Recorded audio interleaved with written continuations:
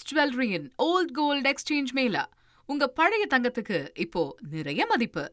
பெண்களுக்கு மாதந்தோறும் 2500 ரூபாய் வழங்கப்படும் என்ற தேர்தல் வாக்குறுதியை உடனடியாக தவேக அரசு நிறைவேற்ற வேண்டும் என மத்திய இணையமைச்சர் எல் முருகன் வலியுறுத்தியுள்ளார்.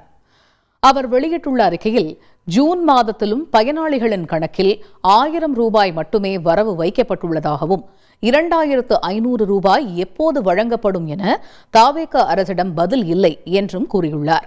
மேற்கு வங்கத்தில் பாஜக ஆட்சி அமைந்ததும் பெண்களுக்கு மாதம் 3000 ரூபாய் வழங்கப்படும் என அளித்த வாக்குறுதியை அன்னபூர்ணா யோஜனா திட்டம் மூலம் நிறைவேற்றியுள்ளதாக தெரிவித்துள்ளார்.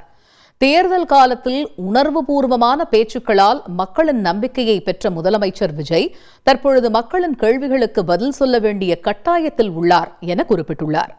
பெண்களுக்கு மாதந்தோறும் 2500 ரூபாய் வழங்கும் தேர்தல் வாக்குறுதியை உடனடியாக நிறைவேற்ற வேண்டும் என வலியுறுத்தியுள்ளார். பிரின்ஸ் ஜுவல்லரியின் ஓல்ட் கோல்ட் எக்ஸ்சேஞ்ச் மேளா. உங்க பழைய தங்கத்துக்கு இப்போ நிறைய மதிப்பு.